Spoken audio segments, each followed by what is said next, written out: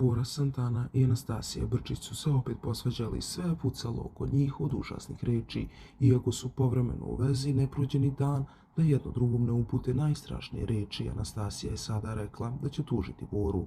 Asmin Dudžić je pokušao da odglumi mirotvorca, ali mu i nije išlo. Mene ćeš da tužiš, a? Meni reci šta imaš za mene, rekao je Bora. Beži, klošaru jedan, dodala je Anastasija. Da neće tvoji da me tuže jer sam te vrijeđao, rekao je Bora. Nemoj samo da je prilaziš i to je to, dodao je Asmin. Mamijuj ga, rekao je Bora. Podsjetimo, učesnik reality programa Zadruga 9 Elita Bora Santana žestoko se sukobio sa Anastasijom Brčić, te su tom prilikom pale teške reči i uvrede. Tokom rasprave Bora je između ostalog saznao da bi navodno mogao da se suoči sa tužbom, što ga je dodatno iznerviralo. Zbog toga je zahtevao da i njemu budu obezbeđeni dolazak policije i advokata kako bi sam pokrenuo pravni postupak.